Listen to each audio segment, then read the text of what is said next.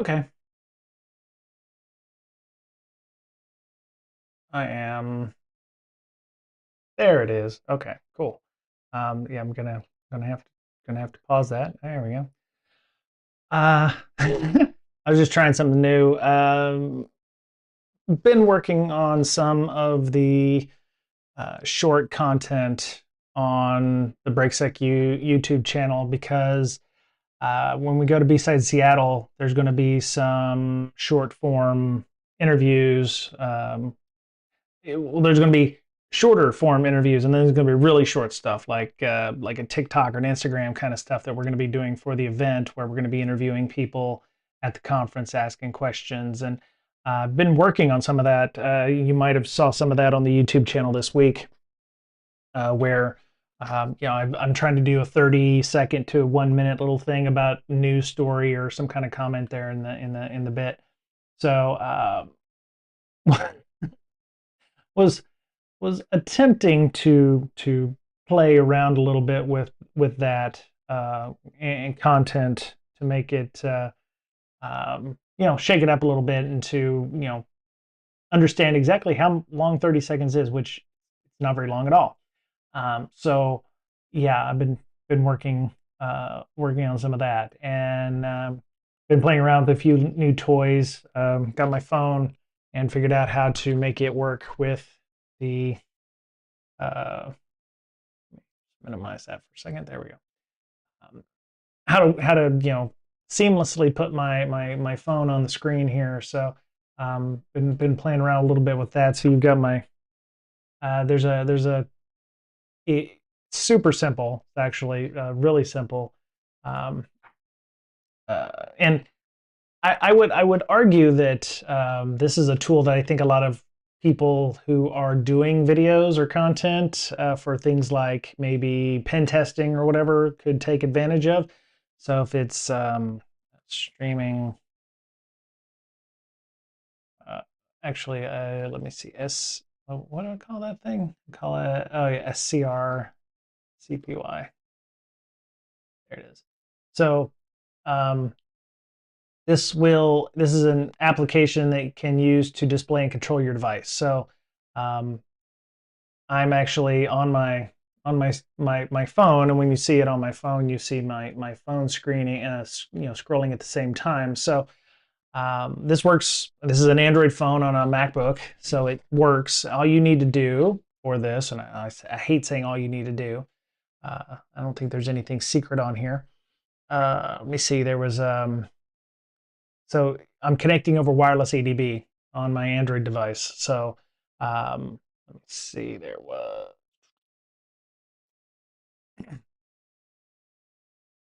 So there's a couple things you have to install. So um, you do brew install Android platform tools for the.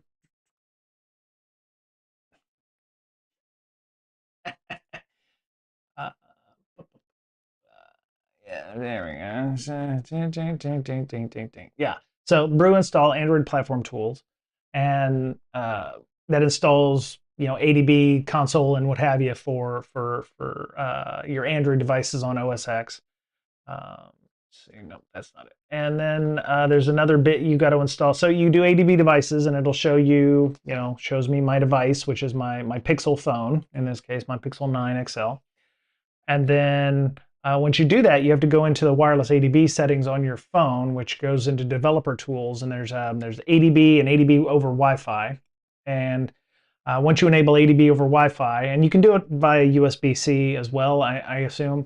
I did it for ease of use, and I can hold onto my phone and do this without being connected to a cable. But it should work over ADB as well. IP address of the phone plus whatever is the setting inside of your Android device. In this case, the port number. So you connect ADB over this port number, and when that happens, then there's another program you get called SCR Copy, SCR Copy, which is from Ginin Mobile, which is Android emulator that you can use on a device. But they also have other tools about displaying and controlling your device. So as you can see, I have the website up for B-Sides Seattle, and as you can see, I'm scrolling my mouse on my computer, and I'm controlling my phone remotely, which is really nice because you can also interact with it. So I can pull up, another website, or I can pull up other apps, or other things that are on the system, like my Ring over here, which just as I was about to go stream, apparently somebody who doesn't believe in leash laws let their dog out, and somebody got unhappy. You could hear him, yelling the F word and other expletives quite a bit to um, uh, the person on the streets, like, "This is why we have leash laws, man. What the fuck? What the fuck?" And so somebody was not happy. So been testing out a few things. Anyway, for that purpose, if you go to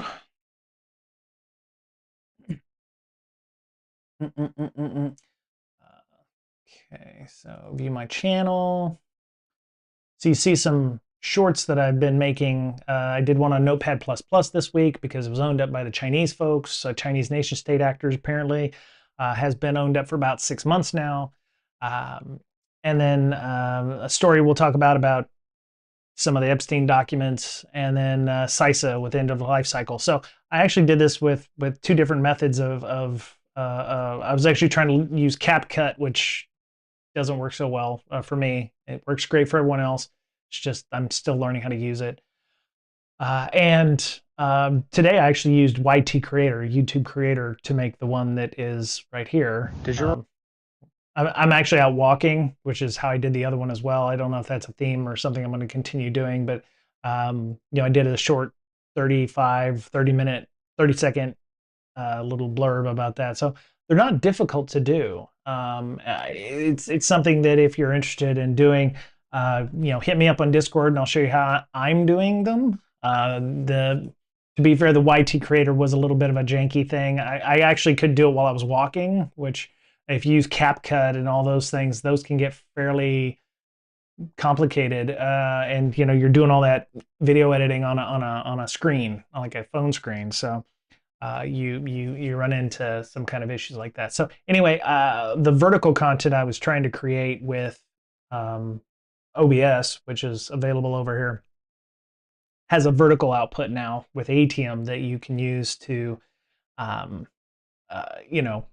show things on the screen. And one of the things I wanted to do is to be able to do things on my phone, like being able to show websites and what have you, and maybe put myself in the video, the 30-second video, if I was going to do content sitting here in my desk at my office. So yeah, it seems to work fairly well. One of the things I would say is turn off your screen so that it's not shutting down every minute or so to save battery. And as you can see, I'm using battery. I'm on Wi-Fi. I've got some things running here. But anyway. And what I was trying to do was stream, and I actually have an overlay for the vertical stream because YouTube Shorts are now longer. I was trying to stream the vertical output on YouTube to, at the same time I was doing the horizontal output, and it was not working well. I was having numerous issues, so I'm going to have to go in and clear out some stuff on my YouTube channel. Let me go see if there. Let me go. Channel. And go see. I probably got half a dozen. Yeah, see, I've got a dozen on here. I'll have to go in and remove those when we're done because they lasted a little bit. But yeah. Anyway, got a lot to talk about. There's Socvel quiz that came out today. So threat intelligence fans unite. So one thing before we go. I will be at B-Side Seattle. I did mention the aforementioned B-Side Seattle. I will be doing interviews. So if you're at the event, I would love to talk with you. It's going to be a quick 30-second thing talking about, like, I've got some canned questions for that. It's like, what do you enjoy about B-Side Seattle? What would you tell people if it was their first conference or their first B-Sides or first B-Side Seattle or something like that? Name one thing that you learned here so far today that you're going to take back to work potentially, and I'll probably prep, make sure, is this your first B-Sides? No, I've been here for 10 years. Okay, well, maybe you've been here for 10 years, so what have you seen from B-sides that you really enjoy doing, like the Locksport Village or the workshops that are available. So anywho, and let me go back to derp. Okay. It's actually pretty cool that this thing works. So we have tickets available on B-sides. There's a few tickets left. They're not lying. When we had our planning meeting last Monday, there was about 100 tickets left at the time. So if you're wanting to go to B-sides, stop like, oh, I'll do it tomorrow. Get on it, make it happen, buy those tickets if you can. They're going to go, and we will not have tickets at the door. So if you're going to show up on that day thinking, oh, I'll just be able to get in, maybe somebody didn't check in, we will not be selling tickets at the door. So please, yes, see, it says right here, tickets will not be available at the door. So just a heads up, it's here in big print right there. Workshops are still available, I'm assuming. Let's go see, shall we? Get ticket.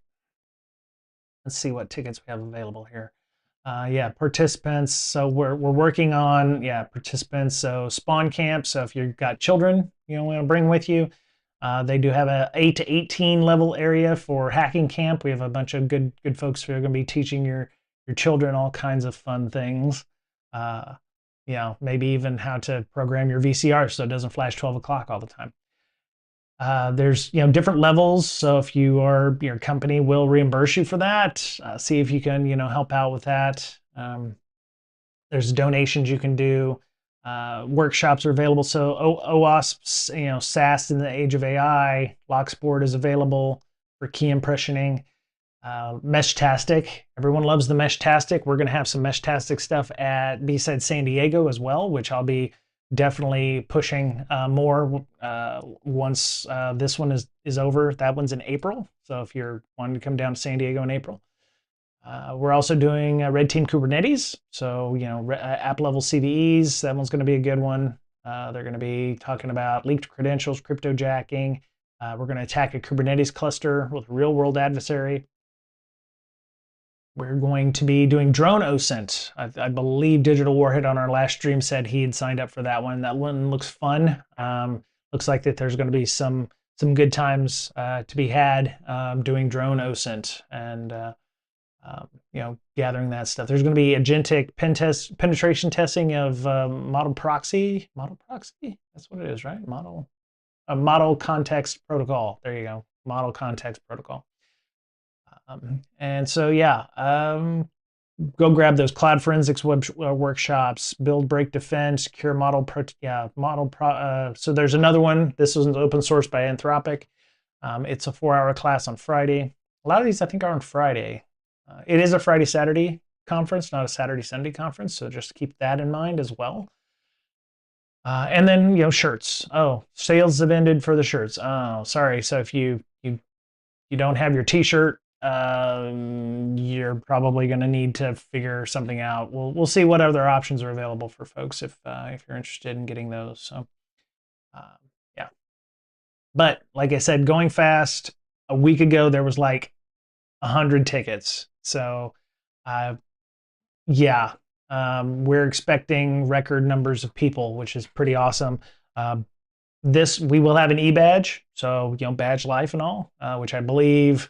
If previous B-sides were to be believed, there's also a soldering village, so you can do stuff with it.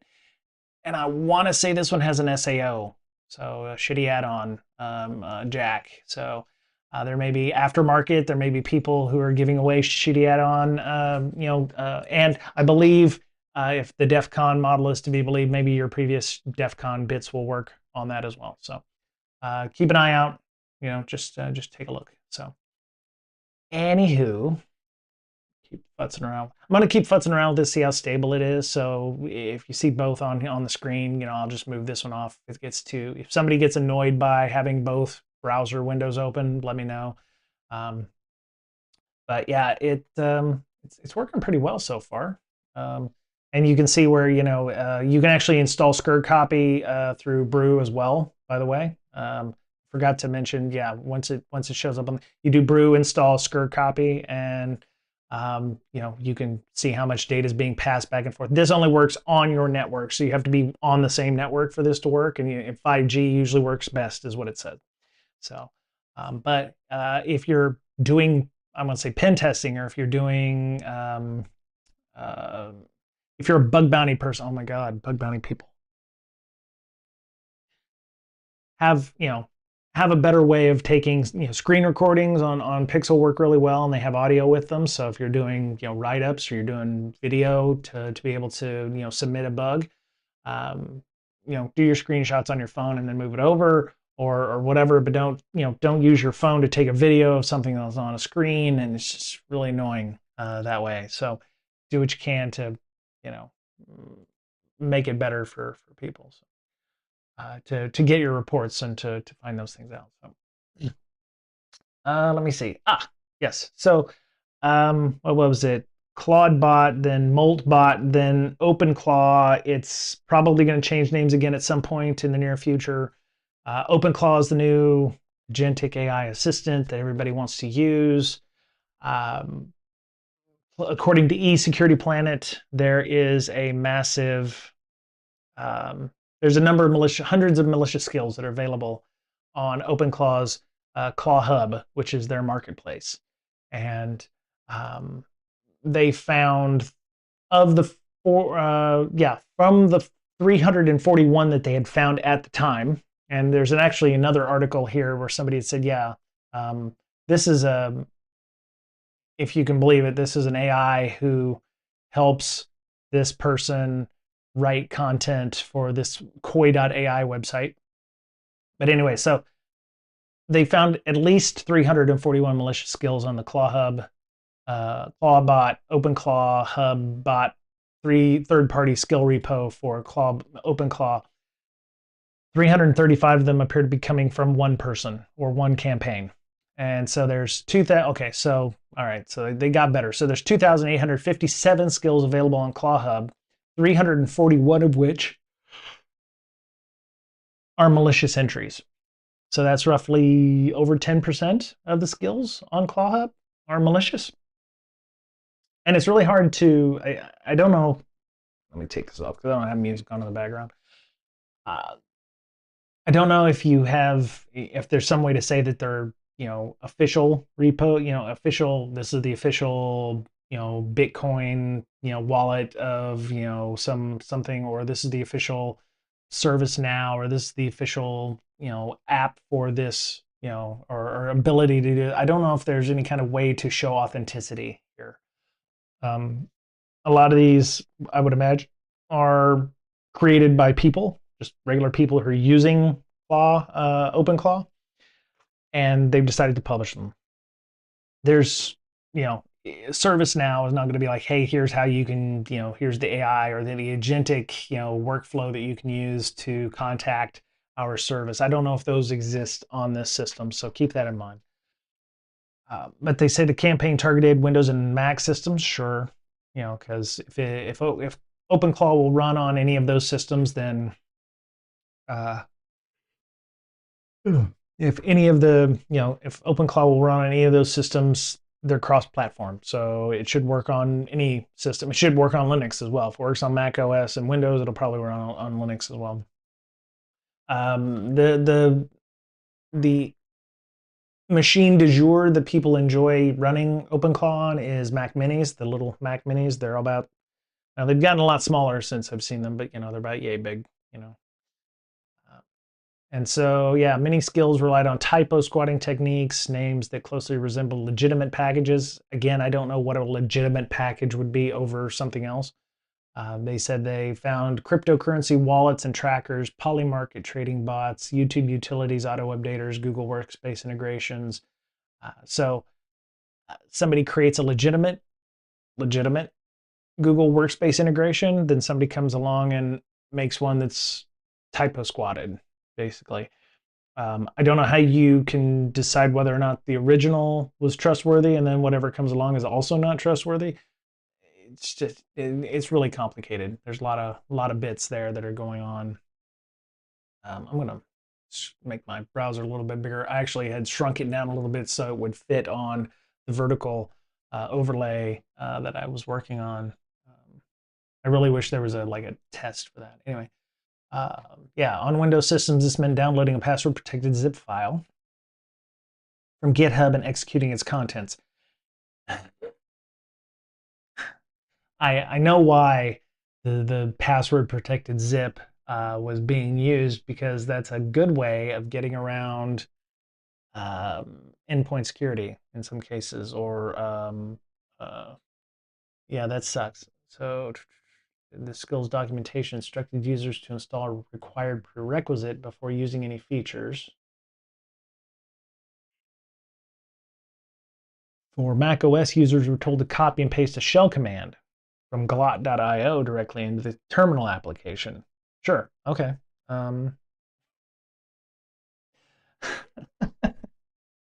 So simple. It just, the social engineering is just so simple, and because um, everybody just wants to trust AI and the things behind it, and it's like the Bitcoin stuff, right? You use Bitcoin. I want to use Bitcoin, or I love Bitcoin. Because of our shared love of Bitcoin, we trust each other. You're using OpenClaw. I'm using OpenClaw. Because of our shared love of OpenClaw, I can trust everything you do, including, copy pasting a shell command into a terminal application, because that must be the way that you installed it. So I'm going to install it that way too. Yeah, that's pretty shitty. So the password protected archive allowed Windows payloads to bypass automated antivirus scanning, which is it's a way to get around email scanning as well. If you have a password protected file, it can't be opened. So usually email systems default to, oh yeah, just send it through. It must be secure because it's got a password on it. In both cases, the end result was the same: the delivery of a second stage payload identified as Atomic OS Mac OS Stealer, AMOS, a commodity information stealer sold as malware as a service for $500 to $1,000 a month. Yeah. AMOS is capable of harvesting all kinds of browser credentials, SSH keys, cryptocurrency, wallet info, and files from common user directories, as well as keychain passwords. In environments running AI agents, this exposure is particularly severe, as it can also include API keys, authentication tokens, and other secrets that the bot itself is authorized to access. For some of you that remember last week when I was chatting about the OpenClaw, Moltbot, ClaudeBot thing, they were actually storing secrets in markdown files, which is plain text, as well as, what was the other place? JSON blobs and files. So they were storing them in places that they shouldn't be storing them in, because that's the only way the AI could actually access them. Ideally, you would think you would want to put that in maybe a TPM or in some kind of secret place, or whatever, but it's anathema to the automated process that the AI would have to input a TPM key, password, or it would have to have some kind of method or API call by which it would pull from the TPM. Maybe the API developers realize that, well, you have to make an API call or something to the TPM chip. It's going to give that to you anyway, because there's no way to verify the AI is who they say they are. So why bother using a TPM when you can just pop it into some kind of config file somewhere? It's going to be difficult. It's going to be difficult.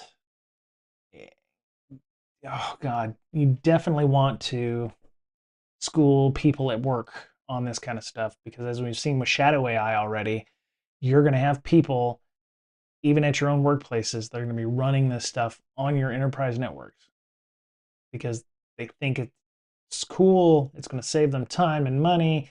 Hey, I'm just trying to get my work done, so I'm just going to install ClaudeBot, or I'm going to install Moltbot, or I'm going to install OpenClaw, or whatever.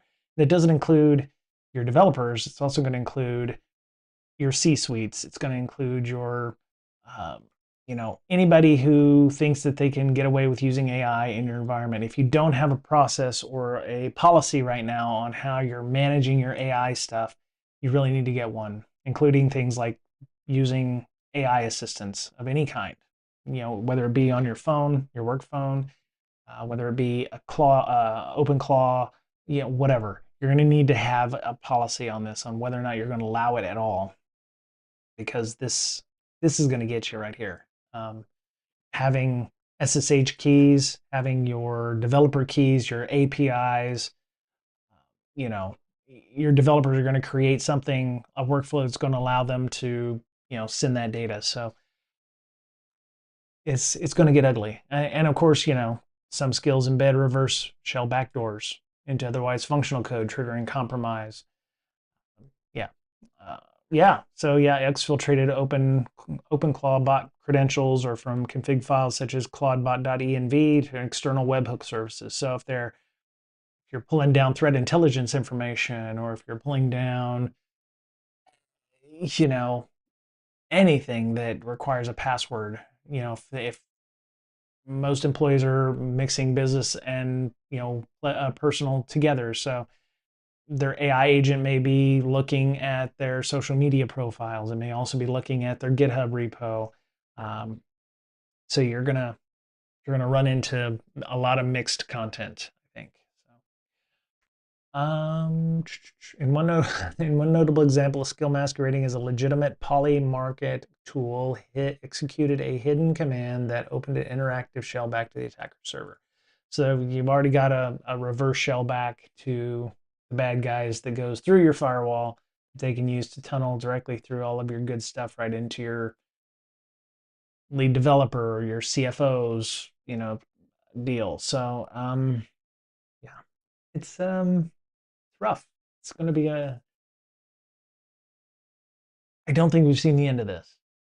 I wanna believe that there's going to be some people who are going to have the wherewithal for that, but it's going to be one of those things that, oh, I downloaded this thinking it was a legitimate service, and now you're owned. Going to have to figure out how you're going to. I guess you would look at persistent connections, or you would look at your egress filtering for where the connection is going out to, especially if it's from glot.io. If maybe glot.io might be a place. Um, if your endpoint security notices somebody opening up a terminal to copy something in, and they haven't opened terminal before, it's one of those things. Are they using PowerShell? Should they be using PowerShell? Should they be opening the terminal? If you're a developer, yeah, you're going to open terminal all the time. But if it's, why is your C-suite doing it, or why is these servers doing it? So you're going to need to follow along and see what's not normal, right? To be able to fix that. Well, yeah, there you go. So I don't even know if you can do this. If incidents like clawhavoc demonstrate third-party skills and extensions can be abused, compromise system credentials and sensitive data. Mitigating these risks require more than basic endpoint security. It requires controls tailored to how agents operate, update, and interact.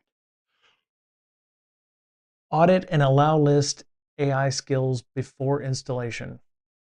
Avoiding public marketplaces where possible, and removing any skills that require external prerequisites or copy-paste scripts. The problem is somebody had raised this question already to the OpenClaw people, and they said, yeah, we're not going to fix it. They already said they weren't going to fix it. So if you're going to run OpenClaw, if you're creating stuff internally, that's great. Just keep an eye out on allowing that Claw Hub to be used. Restrict bot permissions using least privilege. But see, the problem is, who's going to do all this? Who's going to do all of these things? Is it going to be the security people, or is it going to be, even if they're told these things are happening, who's going to do all this stuff for them? Is the person who's going to install OpenClaw going to let people know that this is a thing, or are they going to? Yeah, I don't know. There's just a lot of moving parts with regards to this. So. Oh, yeah, let me put this link up in the chats. People have it.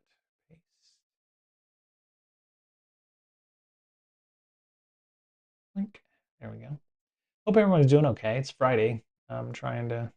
Oh, yeah. So yeah, it's there's a Ken, check out the article Ken wrote about that. Super easy method by which users are going to get taken and backdoored, and they won't even know. They won't even know. It would be interesting to see if the attackers can actually do something with the agentic, with the AI assistant, like um, credit card information, or using it. Well, you're going to use it to pivot because that whatever system that's on is going to have access to a bunch of different things. So it's going to be able to pivot and move around. If you start seeing your accounts getting locked out or your passwords are changing, you might want to pull the plug on your agent until you can figure things out. So yeah, there's that. So okay, so you know this shitlord is and his cronies are bad, very bad people, the worst sort. And TechCrunch had mentioned that in some of the documents from 2017, a CI, or a confidential informant, told the FBI that Epstein had a personal hacker. There, it's in quotes. I'm not using that. Personal hacker. There's one of the shorts that I did was there's a document here that you can hit up, and this is from the Department of Justice. So this is justice.gov. You can read it. If you go to it, I think it asks you if you're 18 years old. So, oh, this live event is over. So you can go to justice.gov. I think it asks you if you're over 18 and gives you a big yes or no. If you say no, I don't know where it takes you. I said yes because I meet those criteria.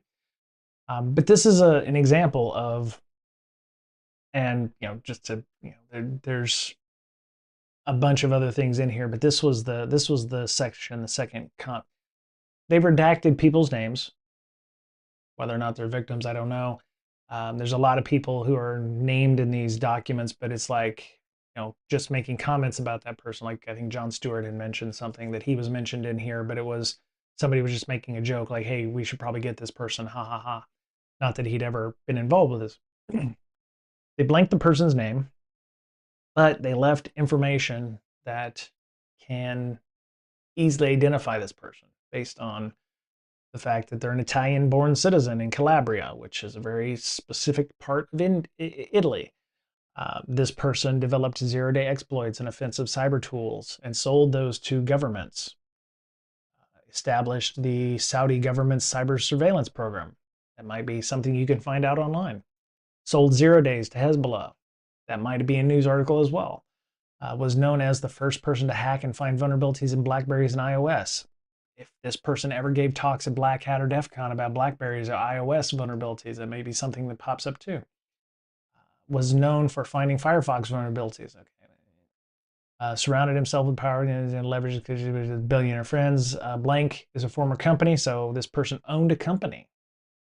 And it was acquired by CrowdStrike in fall of 2017. That's almost, that you could probably figure that out pretty easily online. What did CrowdStrike acquire in fall of 2017? We're between September and December-ish timeframe. So there's probably some press out there about that. And then you can find out who, and says, and blank was currently a vice president there. So that's as of 2017 maybe. So you could figure out who worked there in 2017 as a vice president. Their company was acquired. So there's a lot of, and so that company had 3 billionaire backers, one of which was Shitlord, and 2 other people. And had a Japanese company called it. So there's a lot of breadcrumbs, and it's really hard to de-anonymize people. And I think I'm just using this as a way of showing that in certain compliance requirements, there is, like HIPAA, there is a de-anonymization function. So you have to, when you're storing that data, you're sharing that information with others, you can't give things like their name, their address, their age. I think there's 18 of them. I want to say there's 18. Let me see. 18 safe harbor. And I mentioned that in the, yeah, okay. So I already added this. So There's two methods by which you can de-identify people. There's the expert determination. You can apply statistical or scientific principles, very small risk that the anticipated recipient could identify the individual, or you do safe harbor, which is removal of 18 types of identifiers. No actual knowledge, residual information can identify the individual. So that's important to remember, okay? Because the 18 of them are names, geographic subdivisions smaller than a state, including street address, city, county, precinct, zip code, geocodes, except for the initial 3 digits of the zip code, if according to publicly accessible data, because geographic unit combining all zip codes within the same 3 initial digits of more than 20,000 people. There's a lot of like things that get really specific here. Because, you know, if your zip code is what, 92126, there may be more than 20,000 people who live in that area. So that may not necessarily be a way by which you will identify a person. But if you lived in a small town of 1,200 people, that may be a way of shrinking it down. In this case, knowing that the person was born in Calabria is definitely a thing. Telephone numbers. Most people are identified by their telephone numbers. You can do white pages lookup to figure out who that person is. Vehicle identifiers or serial numbers, including license plate numbers, fax numbers, device identifiers, serial numbers, email addresses. How long have you had an email address? I think I'm going on about 22 years with one of mine, so pretty good. Web URLs, brianbrake.com. There you go. Social security numbers, obviously. IP addresses, your ISP doesn't change all that often. Medical record numbers, sure, 100%. So HIPAA is a PHI, or personal health information, but it is PII as well because you're identifying people based on that. Biometrics, health beneficiary numbers, full face photographs and any comparable images. So, you know, my face. Account numbers. This one is the biggest one right here, though. This one right here gets you. Any other unique identifying number, characteristic, or code except as permitted by paragraph. So this is more of the catch-all kind of thing. They've added a few others like certificate and license numbers. Like if my CISA number is 3318883, right? That could be used to identify me in a professional sense. The covered entity does not have actual knowledge that the information can be used alone or in combination with others. Yeah, okay. So this is the interesting one. So if you have a room full of 100 people, let's say they're exactly the same except for there's one person who's holding a cane, and you go, the person was holding a cane. So you've got 100 people, identical twin. Let's say identical 100 people, but one person holding a cane in that area. That cane is also something that could be an identifying characteristic of that person, and therefore considered PII or PHI in this case, because it identifies that person uniquely to anyone else in that room. It's really complicated. De-anonymizing somebody or anonymizing somebody, anonymizing information, but that can be used to de-anonymize somebody or de-identify somebody to figure out who that person is. Or they call it re-identification, but it's very, very much you're removing the anonymousness. Anonymous? Is that a word? I don't know. But yeah, that's, you know, these you know, breadcrumbs, right? You got rid of the person's name, but it's like you just covered their face, you know. It's like you cover their eyeballs and you still can tell it's that person. So it's really hard to anonymize or to redact documents as well. And you know, this one looks like they redacted them properly. They put the black dots over them, and you know, unlike other things where you see where they put black bars over something, but you can copy paste them and actually get the information that was under the black bar, the black box that exists. So they did better here on this, I guess. But yeah, it's just interesting it's hard. It's complicated, and a lot of people don't get it right. So Whether or not it says per the informant, the hacker was very good at finding vulnerabilities. I don't know in what capacity that person worked for Jeffrey Epstein. I'm not going to suggest, there was anything other than that. There has been some news on the DEF CON Reddit that Epstein did, in fact, go to like DEF CON 24. So that's 8, 9 years ago. Um, so yeah, there's the more you find out about this, the uglier it gets. So um, yeah, the newly released files, some heavily redacted, include more than 2,000 videos and 180,000 images. Gross, gross. Um, so yeah, that's the TechCrunch article for that. Um, yeah, and you know what? Maybe the personal hacker. I don't know what personal hacker means. Could mean anything, and I'm not gonna suggest who that is. But yeah, it just is what it is. So, uh, this one was a good one. So they used an LLM. AWS Intruder achieved admin access in under 10 minutes thanks to an AI assist. And so an intruder broke into an AWS cloud environment under 10 minutes, went from initial access to admin privileges thanks to an AI speed assist.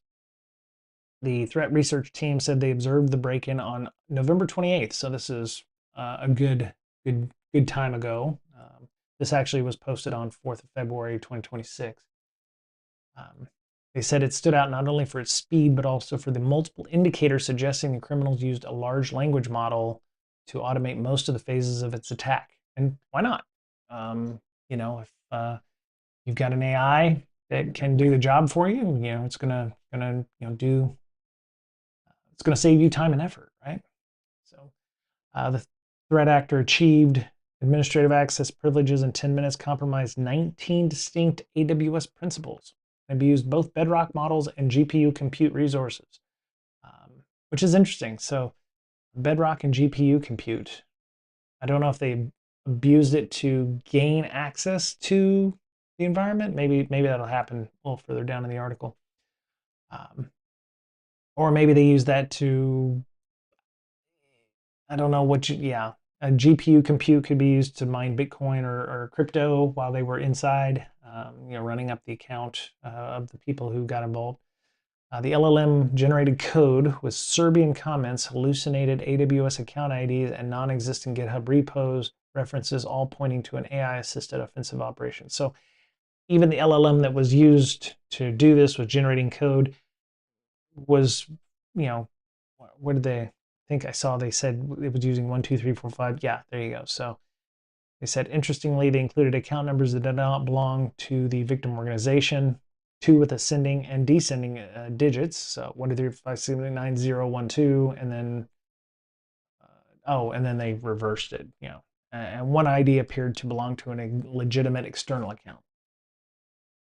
So this behavior is consistent with patterns often attributed to AI hallucinations, providing further potential evidence of LLM-assisted activity.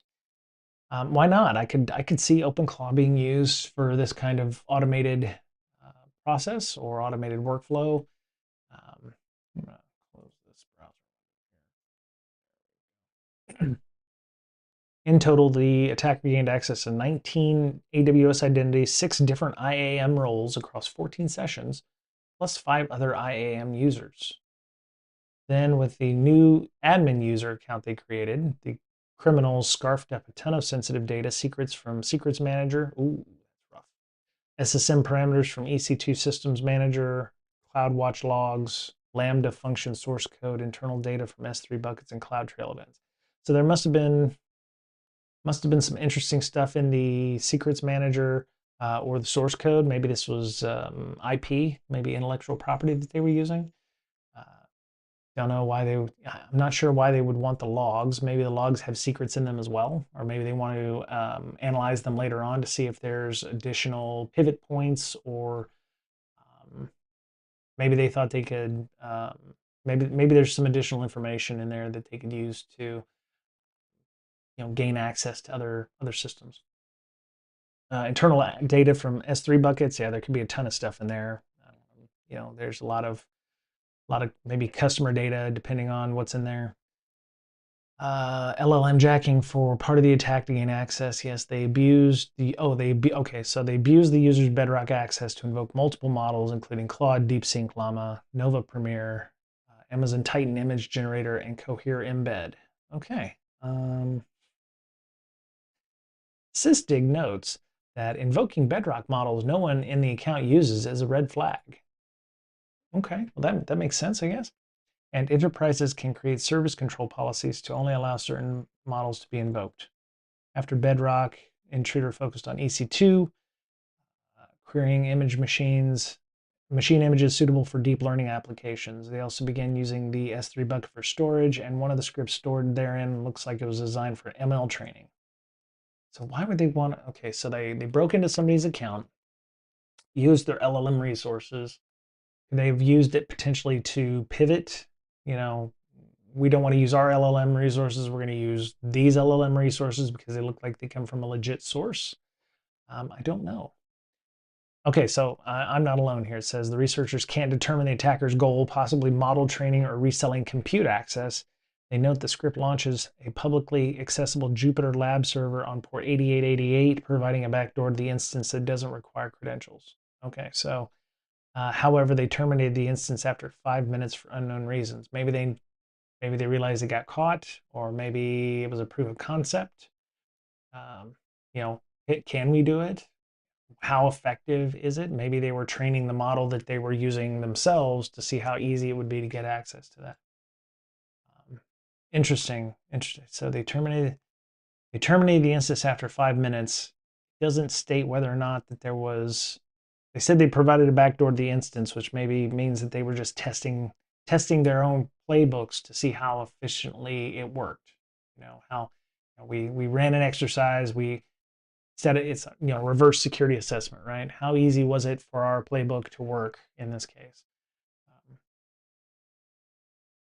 And unfortunately, somebody got owned anyway. But they're gonna, relying on AI to help them at every stage in the attack chain. Some security chiefs have warned it's just a matter of time before criminals can fully automate attacks at scale. Well, things like OpenClaw or they've already automated attacks that they can do.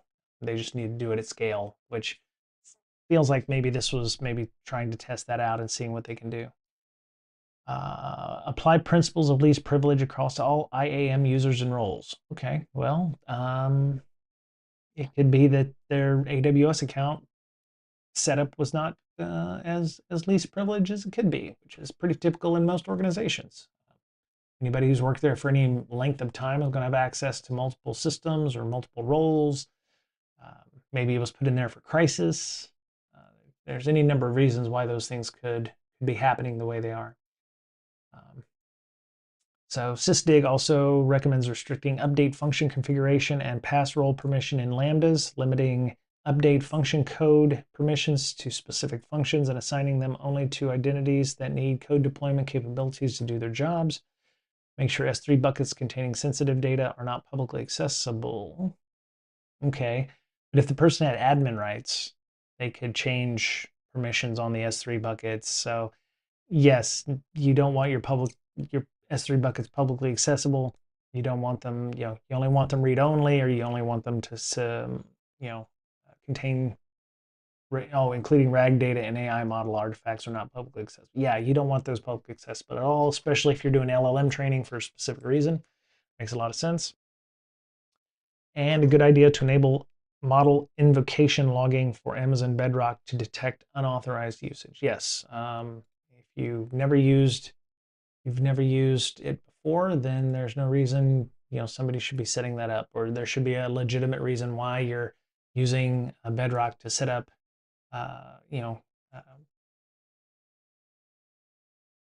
that's funny, man. There's just reason. Yeah.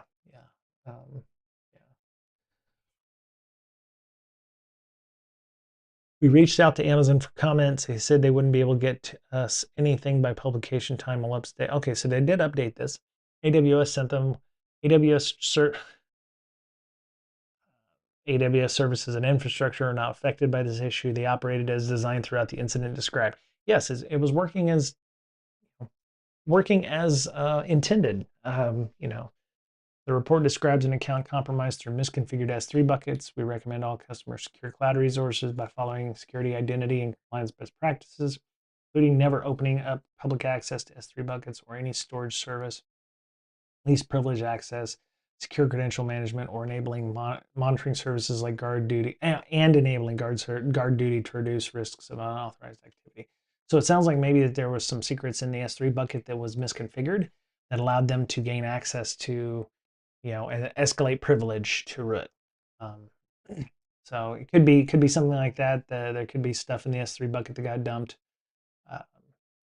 So yeah, the S3 bucket was misconfigured. Some good data in there. They scrubbed the data, found what might be API keys or the ability to get access to things. And then with a misconfigured user who has access to multiple roles, like to be able to make new users or new admin accounts in this case, they were able to escalate to full admin privilege because one of the users had super user access or was using an admin account to do work that they maybe shouldn't have been able to do. That's what it sounds like anyway. Because if you read back up through this, actually, if you read it in reverse, maybe it will help you out. But yeah, that would make sense if they were able to gain access to 19 distinct AWS principals.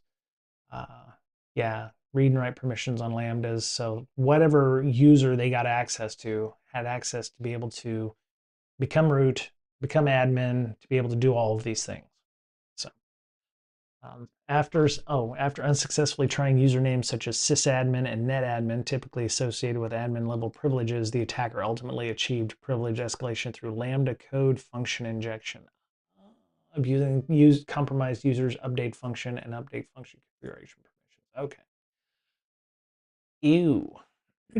First attempt targeted admin GH.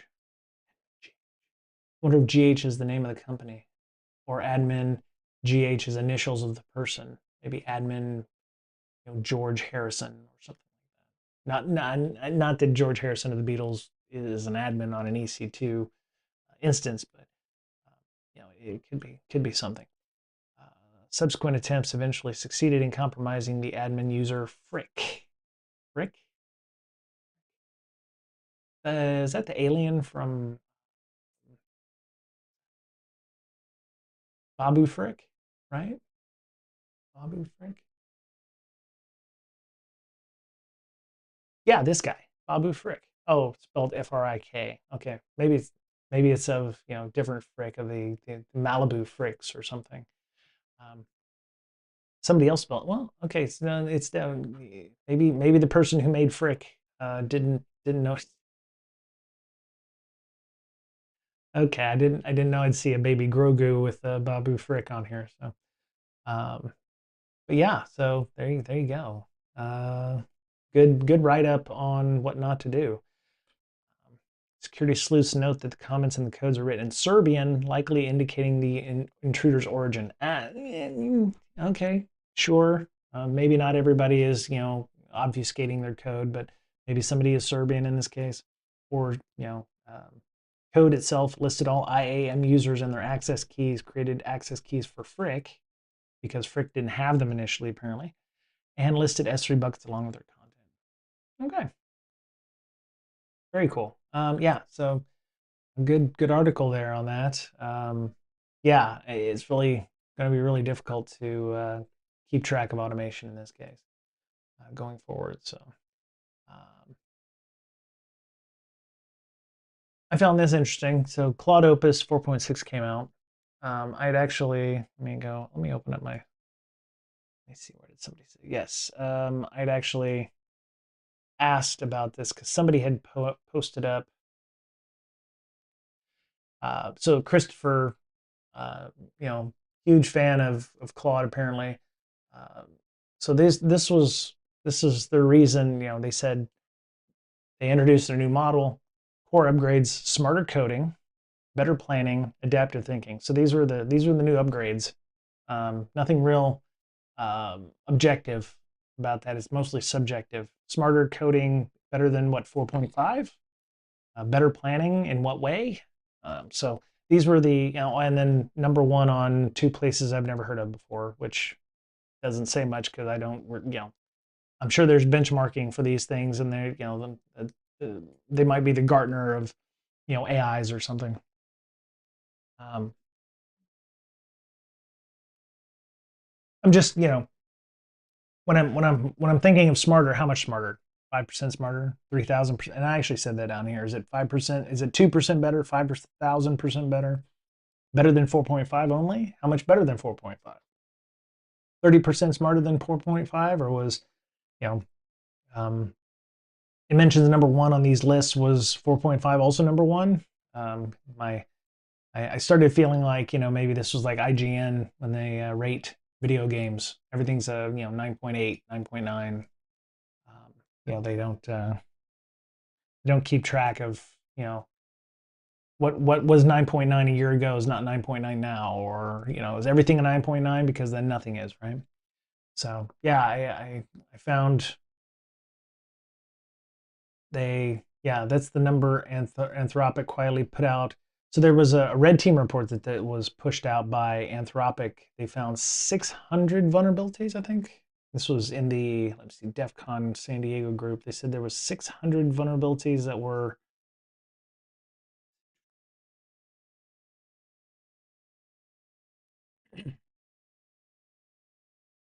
yeah, so they found a number of vulnerabilities, and there's actually the here it is. The RSP does not define. Oh, this is the I think the red team report from them about those things. You can follow up with that. But there's 213 page report, by the way, which I'm sure they used Claude to figure out the Cliff Notes version of this. Is it good? Is it bad? Whatever. Testing found Claude to have broadly improved capabilities compared to our previous models. Many company capabilities are state of the art.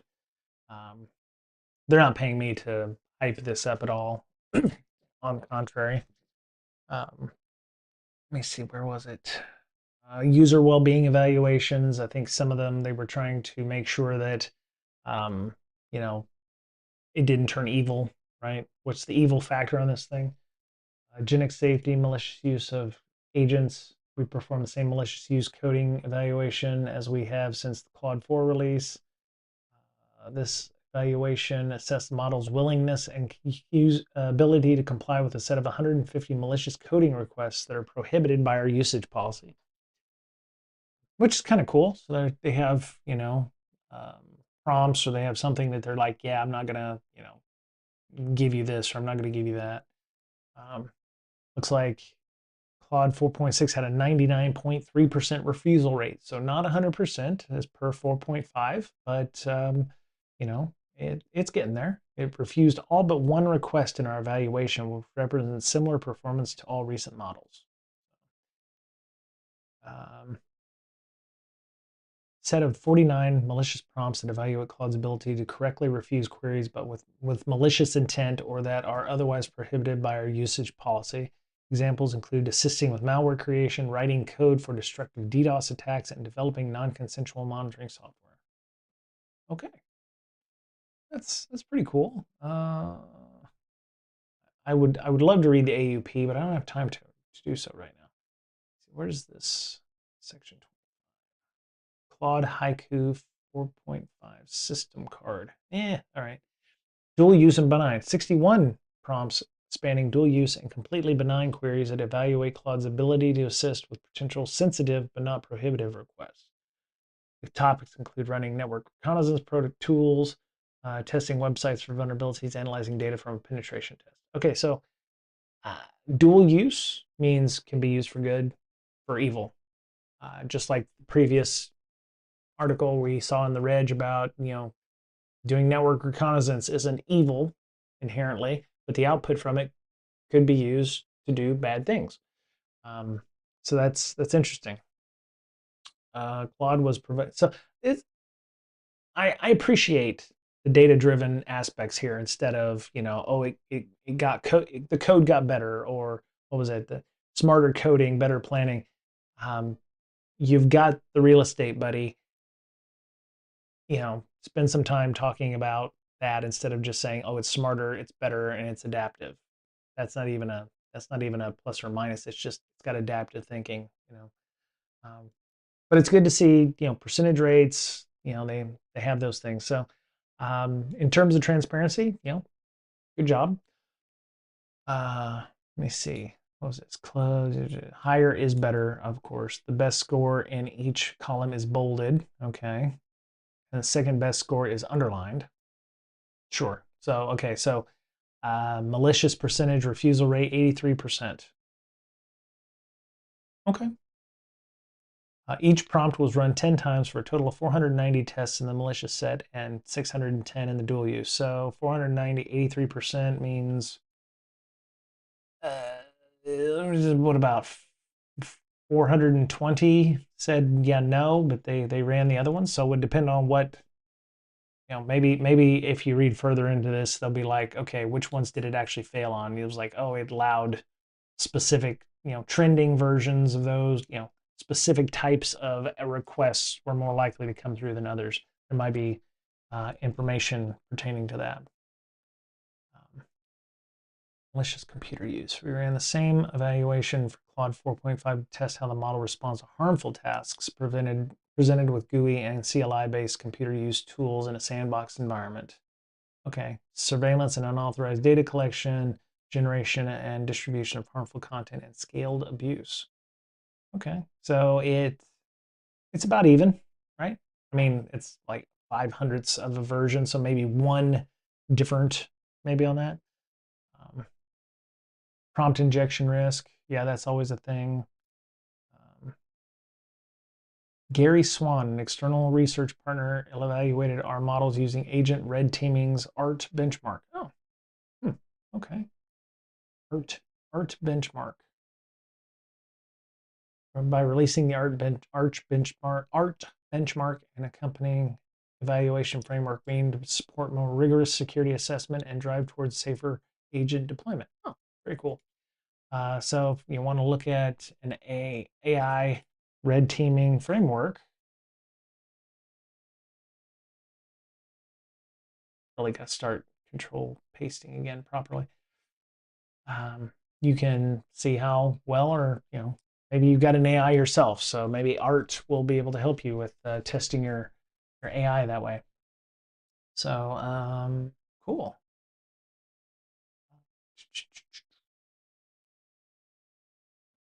Let me back it up. Robustness. Lower is better. Okay, so I mean they've definitely gotten. Now I don't know where they got the metrics for the other AIs. Maybe they were able to run these things properly. Looks like without thinking, it's when it doesn't think, when it doesn't have time to think, it does better than when it has time to sit there and think about, hey, I can do that, which is interesting. But the it's not, you know shows higher attack rates with extended thinking enabled than without. That's interesting. This differs from previous models where extended thinking increased prompt injection robustness. We do not observe this behavior in any of the other prompt injection evaluations reported in the following sections. Since this benchmark is held out, I'm wondering over time, like if you use Claude for regular everyday work, will these numbers match up after you've used it and trained it to do certain things, or it's expecting certain input from you? I wonder, like, you use it in real world environment, will you get these same kind of things? It feels like this testing would have been like fresh 4.6 launched, that kind of thing. I wonder about the testing for that, and that may be in here. I don't know. I did not have time to read all 213 pages of this. I should have had an AI vet it for me, but it is what. Uh, Interesting. So, what's this? We use Shade, an external adaptive red teaming tool from Gary Swan. Okay, so this is part of the art thing as well, to evaluate the robustness of our models against prompt injection attacks. Okay, so sounds like that art thing might actually be a good idea to review if you're wanting to test, not only test ones maybe you're training on, but like maybe a solution that you've got coming in to help you automate in your organization, if you can use art on those. And you should ask, maybe you could have some extended testing done, or what is your AI based on? Well, we're doing Claude 4.6. Well, you can use this white paper to go, oh, okay, so you've got blah, or this is a thing that we have to worry about. These are the risks that we have to worry about. So this white paper that Anthropic has published is going to be maybe something you could say, well, okay, if we allow it to do certain things, we open ourselves to additional risk by, certain prompt injections or certain malicious activity or things that we're going to do with it that look benign, but actually may show up in a negative light, or it may not do for us. We may have to figure out a different way of doing it so that it will be benign, but it'll still do it, or something like that. You may end up having to hack your AI to do something that it should do in a benign method. Yeah. Anyway, so if you want to read that 213-page paper, I didn't have to do anything to get this. It was on the Anthropic website, so you can go and review that article if you want. Here's the full. Paste. You can go read about that. So yeah, there's actually some code in here. Very cool. I mean, I love the transparency. If anything, it gives you confidence that they really give a shit about their AI, and they want to make sure that it's not going to be a detriment. And they're doing what they can to make it better. I don't think they're ever going to get to zero. I think, as we've heard, things like prompt injection are going to be always a non-0% kind of thing. And so, yeah, this is ongoing work, including what's learning how these capabilities evolve and how the security community can best put them to use. That's pretty awesome. So yeah, go and take a look at that article. And yeah, so let's see, is there anything else? I don't have anything else. I spent a little extra time, trying to test out some stuff, and that didn't work out. And let's go back to, where's my mouse? There it is. Okay.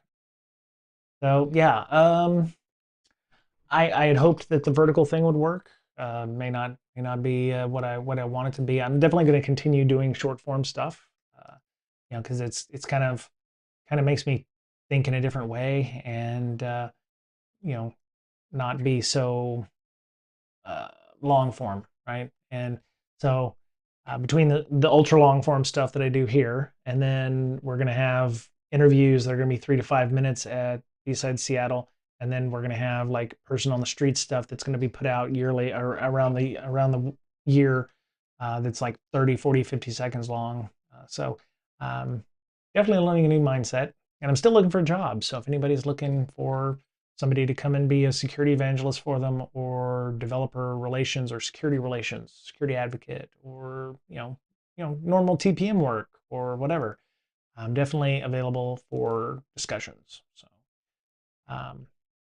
Olympics are on, and I'm getting hungry, so I'm going to go, and hope everyone has a good weekend. Super Bowl's this weekend. Go Patriots or Seahawks. I'm actually rooting for the Seahawks, because as a Chargers fan, not an ex-Charger, as a Charger fan, still. Hey, Walt, you have another interview Monday. Fantastic. I think I have an interview on Monday as well. Let me check. Been having a lot of discussions, but I've actually had a number of positions that I've applied for that have said, yeah, we got rid of that job. So it's interesting to see that. Yeah, Monday, 10:30 a.m. is I have an interview scheduled as well. So good luck, Walt. Hope you best of luck to you, and hope Hope you find what you're looking for. But yeah, several jobs have been like, you know, yeah, we've eliminated that position, and I've seen that like a couple times this week.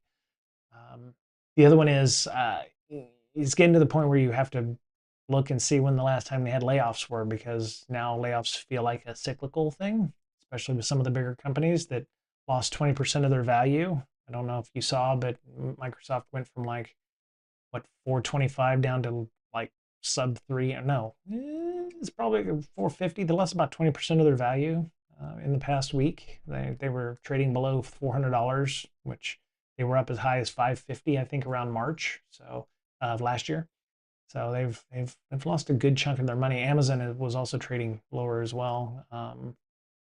Nvidia was down a bit. So a lot of the big AI powered tech companies or that have sunk a lot of their capital investment into AI initiatives are taking a hit, and pretty volatile time. So I'm hoping we'll see maybe a bit of a kibosh on the cyclical layoffs thing, and we will maybe we're heading back towards where people are like, yeah, AI, maybe that's pendulum is swinging back from, yeah, ooh, AI down to more like, a bit more pragmatic.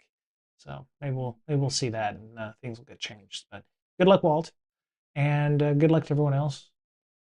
Strategy lost 80%. Software company doing Bitcoin. Yeah, there was I had an article on my phone that I was going to share in the vertical stack. Maybe I'll do that tomorrow. Where they had a remote access Trojan that took like, it was a $1.5 trillion definanced company that was doing all kinds of remote access Trojan. It was a complete RCE owning of the environment, and they said consider your computers owned up because they got everything off of us. You should wipe your computers and start over and move all of your wallets over to clean machines. So yeah, decentralized finance company called Didem, yeah, something like that. But yeah, it's pretty ugly. I'll post that up in our Discord and our Slack. If you want to join those, you can. But yeah, hope everyone has a good weekend. Take care, and we'll talk to you next week. Okay, I'll take care.